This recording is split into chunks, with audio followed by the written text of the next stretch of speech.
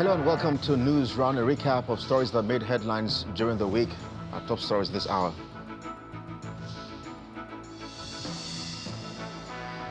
Eight people, including a baby, die in a building collapse in Lagos. Another is killed in a similar incident in Rivers State.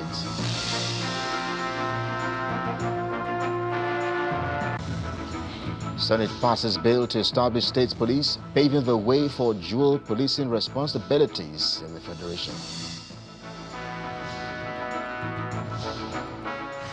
Outside our shores, UK Prime Minister Keir Starmer resigns, says his decision as MP have been driven by commitment and love for country.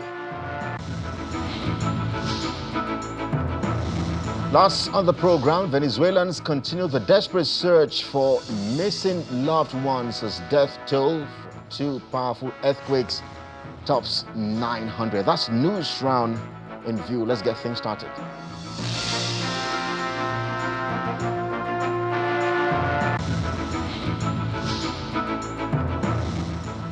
Wherever you're watching from around the world, we are live from our global headquarters here in Lagos, Nigeria. I am Kelly Egiga. NewsRound begins this weekend with the tragic death of 8 people, including a baby girl who died, while 26 others were rescued on Thursday after a 3-story building collapsed in the Lakija area of Amuwo-Odofin local government area of Lagos State. The incident triggered panic as residents and emergency responders thronged the scene. The Permanent Secretary of the Lagos State Emergency Management Agency, Femi Oke-Osoyintolu, who issued a press release shortly after the incident occurred, said the building collapsed at about 11:40 a.m., disrupting activities in the neighborhood and forcing residents to flee to nearby structures.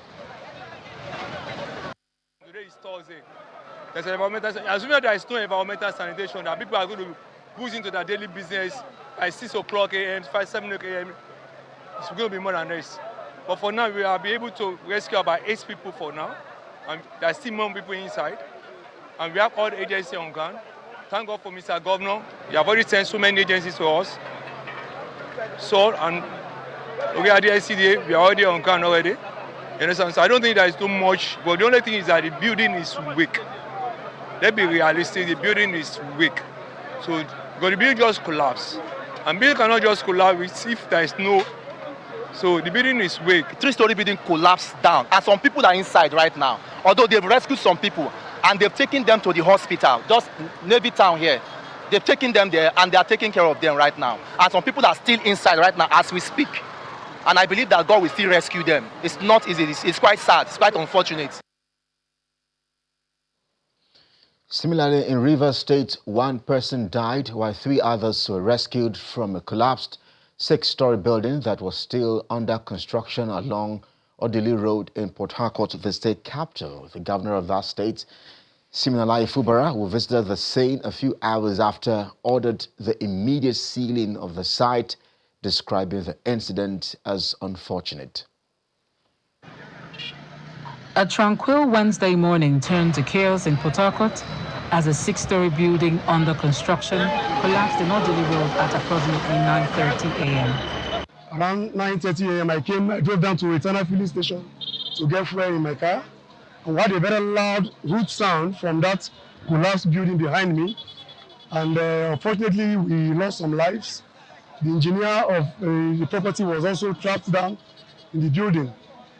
Rescuers have pulled 4 people from the wreckage. 1 is confirmed dead, while 3 remain hospitalized. Authorities warn that more victims may still be buried beneath the debris. Preliminary investigations by the National Emergency Management Agency, NEMA, reveal a fatal oversight. The developer allegedly bypassed building codes by erecting 6 stories, despite approval for only 3. When we were alerted in the morning about the building collapse, I quickly mobilized my team and also alerted all the response agencies to be on the standby. So on getting here, all of us are swinging into action. And when we got the information of where people were trapped, we used our life evacuator and used the extrication machine and started extricating, and we were able to rescue 2 alive at that morning. Then later we rescued 1. 3 were rescued alive. Then later, one was brought out, but though dead. I don't know the actual number, but we're hearing 10, we're hearing 14, because they were walking when this thing collapsed. Go back, shift back. Police have condoned off the site to facilitate the search and manage the crowds. The Commissioner of Police directed that we come here to cordon off the area to reduce more casualties and ensure rescue operation. Hence, we are here for the rescue operation. For families awaiting the perimeter, the agony is visceral. Well, so far 4 persons have been rescued. Unfortunately, one amongst those is actually already dead, and 3 are hospitalized presently as they were critically injured. Well, right behind me you can see that excavation is taking place, and they are trying to see how many more people can be rescued from this particular unfortunate scene.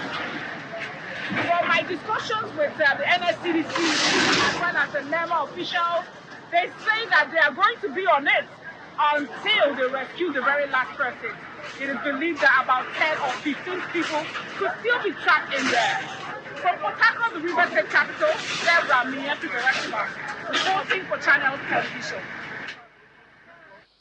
Well, this week unfolded with an air of optimism on Tuesday when President Bola Tinubu transmitted a constitutional alteration bill to the Senate seeking the establishment of state police services as part of efforts to strengthen Nigeria's security architecture. The proposed legislation, contained in a communication read during plenary by Senate President Godswill Akpabio, seeks to create a legal framework for a dual policing system that will allow states to establish and operate their own police services alongside the Nigeria Police Force.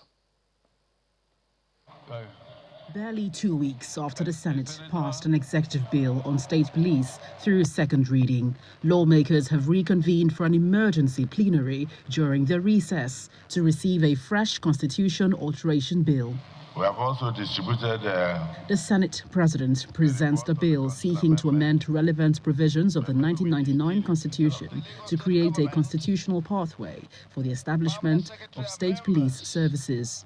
This bill builds on the significant work already done in this regard by the House of Representatives and the Senate, and incorporates additional safeguards to ensure that the creation of a dual policing structure to address our nation's evolving national security challenges will be achieved quickly and effectively to the benefit of all Nigerians. And I'm confident that the Senate will act quickly to consider and pass this bill. Against this backdrop, the Senate President tries to allay fears by underpinning the significance of community-based policing. Just read is referred to the Committee on Constitutional Review to present the report back to us tomorrow on Wednesday for further legislative action. And I've always emphasized that even the current governors will one day leave office. They should not be afraid of the state police that they created. And therefore, there will be a lot of safeguards. We need a minimum of 2/3 of distinguished senators to be able to vote on constitutional alteration. That means it is important for all of us to be here. And I know that members of public who elected us will also be interested in knowing those who actually participated in this constitutional responsibility. The issue of state police is an issue now that cuts across all political parties. As the push for state police gains momentum, lawmakers are expected to consolidate both proposals currently before the upper chamber on the next legislative day. From the National Assembly, Gloria Umezuke, Channels Television News. Well, let's stay with the National Assembly for a moment. As less than 24 hours later, President Tinubu's executive bill received accelerated consideration as the Senate passed the constitutional amendment bill seeking the establishment of state police services across the federation, marking a significant step in Nigeria's ongoing constitutional reforms. The bill was approved during consideration by the Committee of the Whole after voting by lawmakers. One senator, however, voted against the measure and later walked out of the chamber in protest. As lawmakers returned for plenary, the proposal for state police re-emerged as the central issue on the agenda. Do solemnly swear that I will be faithful. The Senate President begins with the swearing-in of 4 new senators following the recent by-elections conducted by INEC. Governor Lucky Aiyedatiwa of Ondo State was among dignitaries present to witness the ceremony. Moments after, attention shifts to the state police bill, with lawmakers voting to exclude governors from witnessing the proceedings from inside the chamber. The 3 governors of Ondo, Ogun, and Kaduna states are subsequently allowed to stay and observe. Plus means yes, affirmation. 0 means abstain. The test run is indicative of a system's dysfunction, prompting the Senate's leader to move a motion for manual voting. Or some of our colleagues whose machines are not working. I am moving that we give every distinguished senator to answer his or her father's name by doing manual voting. The bill is considered after the Senate's leader presents the general principles as well as the submission of the report by the Deputy Senate President. The report of the Committee on Constitutional Review on the Constitution of the Federal Republic of Nigeria Alteration Bill 2026 SB 1055. I so move. Flag of the Senate. Senate. As voting commences, there is a lone dissenting vote from the senator representing Kebbi South Senatorial District, who had previously voiced his opposition to the bill. The senator subsequently exited the chamber. The bill subsequently scales second and third reading after a clause-by-clause consideration and a broad backing by lawmakers. Be counting, count people to hear you. Count.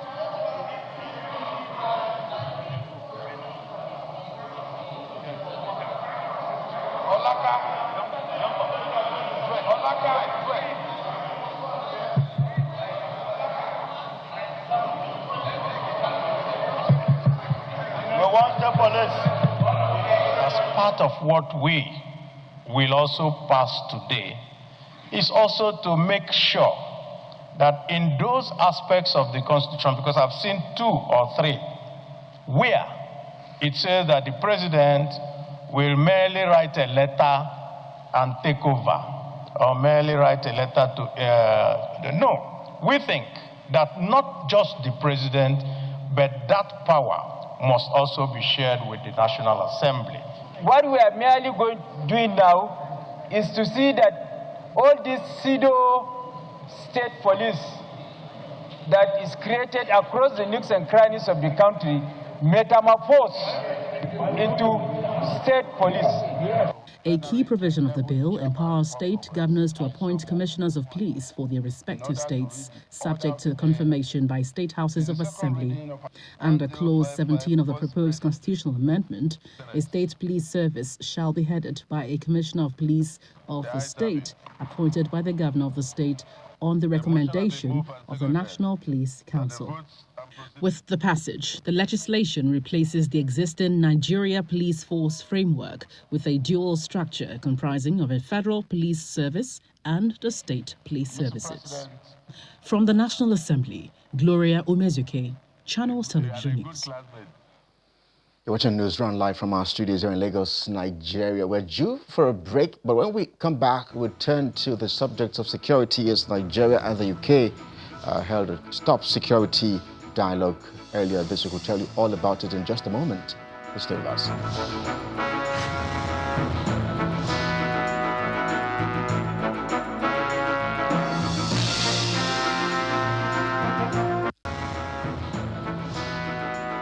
Welcome back to the program, everyone. The subjects of national security remained topical during the week as the federal government reaffirmed commitments to addressing Nigeria's security challenges through stronger regional and international partnerships. Speaking of the 4th Nigeria United Kingdom Security and Defense Dialogue in the nation's capital, Abuja, The National Security Advisor Nuhu Ribadu said Nigeria remains committed to promoting peace, democratic governance, economic resilience, and collective security across the Gulf of Guinea. It is the fourth Nigeria-United Kingdom Security and Defense Dialogue as security experts from both countries converged on the conference hall of the National Security Advisor in Abuja. Complementing strength of our partnership. The issue of effective partnership to tackle insecurity is the focus of this dialogue. Nigeria remains firmly committed to confronting these challenges through a whole of government and a whole of society approach. Significant progress has been made in degrading terrorists and criminal networks operating within our borders. Nevertheless, we remain mindful that these threats are dynamic, adaptive, and increasingly technology-driven. Accordingly, we must continue to strengthen our collective ability not only to respond to crises, but to anticipate and prevent them. The evolving security situation in West Africa and the wider Sahel region continues to demand our close attention. With a pledge to stronger partnership, the British government identifies some of the drivers of insecurity and the need for effective collaboration to tackle them. We need to get the basics right, but we want to address the problems of overstretch and of especially protecting women and girls. And it's also about logistics, of making sure our troops, for example, are fully supported and our people on the front line are getting what they need to get. We think that modern security demands are changing, and we particularly have experienced this in the Ukraine war, but also the war in Iran. The importance of drones and uncrewed systems, which increasingly, unfortunately, are being picked up by terrorists, and we need to find ways of dealing with those. The counter-drone work we've been doing in Ukraine, for example, I think you'll find very interesting. And we do find cyber resilience absolutely fundamental. Again, we're really pleased to be working in partnership with you on that. The meeting, which continued behind closed doors, attracted heads of security agencies, service chiefs, and security experts from Nigeria and the United Kingdom.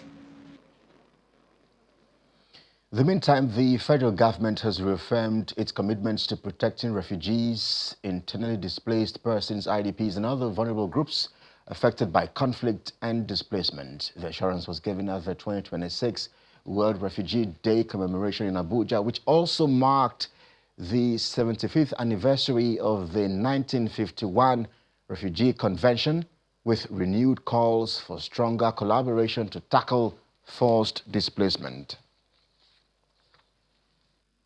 The 2026 World Refugee Day commemoration climaxed in Abuja, with stakeholders gathering to advance discussions on protection, solidarity, and durable solutions for refugees and internally displaced persons.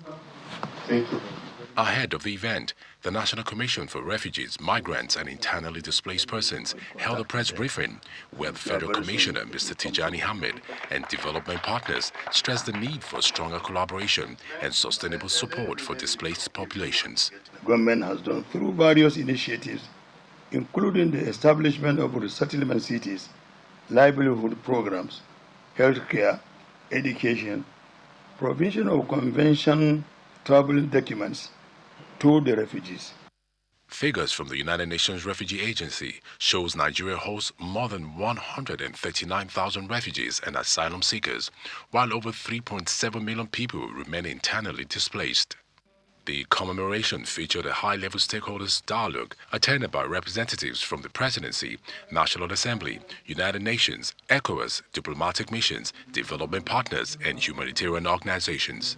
The world does stand with you through Nigerian respect to key humanitarian obligations of upholding the principle of non-comment and providing enabling environment for refugees. This day reminds us that behind every refugee is a father, is a brother, is a sister, is a mother, and a family created in the image and likeness of God, deserving of love, protection, and respect. The Minister of Humanitarian Affairs and Poverty Reduction, Mr. Benadoro, said the government is expanding social protection programs and livelihood support to help displaced persons become self-reliant. We want people to not only survive displacement, but to graduate out of vulnerability into self-sufficiency. The Secretary to the Government of the Federation, Mr. George Akume, who represented President Bola Tinubu at the event, called for stronger partnerships and coordinated action to address displacement challenges. Let this World Refugee Day serve as a catalyst for deeper collaboration, stronger protection systems, and more durable solutions for displaced populations across Nigeria, West African sub-region, and the world at large. Participants agreed that lasting solutions will require sustained investment, regional cooperation, and a shared commitment to ensuring that every displaced person lives in safety, dignity, and hope. Benny Ark, Channels Television News. In Rivers State, earlier this week, the State House of Assembly accelerated consideration of the medium-term expenditure framework submitted by Governor Siminalayi Fubara, setting the stage for the presentation of the state's budget. Lawmakers approved the framework during plenary, paving the way for fiscal planning and economic policy implementation for the 2026-2028 period. House of Assembly begins deliberations on the medium-term expenditure framework (MTEF) presented by Governor Siminalayi Fubara. The document outlines the state's fiscal and economic projections for the 2026 to 2028 period. While some lawmakers raise concerns over aspects of the economic projections, they agree the framework deserves accelerated consideration. We will also need to consider diversification of revenue by encouraging the state government, the executive, to continue to strengthen its economic base by promoting investment and expand digital revenue collection. I believe, from my little knowledge or residual knowledge in economics, that this particular document merits its speedy passage because it contains three basic components of economic growth. As debate continues, members scrutinize key provisions of the MTEF but unanimously back its speedy passage. If you look at the provisions for education for the period of 2026 to 2028, I think it is impressive, even though I would have asked for a little enhancement in that area. Like I say, lapses or lacuna, at this point I would say it has passed average. So I want to say we give it a speedy passage so that the state can as well move forward, Mr. Speaker. Speaker Martin Amewule acknowledges that the process is running 6 months behind schedule, but says the Assembly is committed to fast-tracking consideration of the framework. The governor ought to have brought this medium-term expenditure framework to this August Assembly by September of last year. So we're running behind time already. And 6 months, about 6 months of 2026 is gone already. But the 10th Assembly of Rivers State, being a very responsible assembly, we don't want to keep dwelling on the past, but just to move on in the interest of peace, progress, and development of our dear state. And that is why it is crucial that we take a very important look at these documents and see how we can move forward as a state. The Speaker then puts the motion to a vote, after which lawmakers approve the MTEF, paving the way for Governor Fubara to present the 2026 budget estimates. For 2026, 2027, and 2028, should please indicate by raising their hands. The 10th Rivers State House of Assembly reaffirmed its commitment to working with the executive for the smooth passage of the budget before adjourning plenary to Tuesday, June 30th, 2026. Charles Oporum, Channels Television News.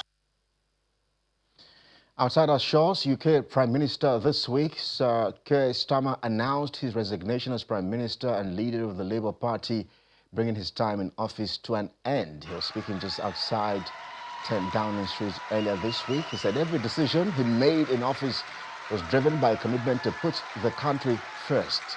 He also pledged his full support for an orderly transition and his successor. The question my party is asking now is whether I am best placed to lead us into the next general election. I have heard the answer of my parliamentary party to that question, and I accept that answer with good grace. Every decision I've taken has been about putting the country I love first. That is why I will resign as leader of the Labour Party. I have spoken to His Majesty the King this morning to inform him of my decision. I will ask the National Executive Committee of the Labour Party to set out a timetable with nominations opening on the 9th of July and completed by the summer recess. In the case of a contest, this will ensure a new leader is in place before Parliament returns in September. I will remain in post as Prime Minister until the contest is complete, and I will do everything I can to ensure an orderly handover of power. I will also give my successor my full and unequivocal support, knowing that they will inherit a Britain that is far stronger and fairer than the one I inherited 2 years ago, better prepared for the challenges ahead, and better able to ensure the Labour Party secures a second term in office.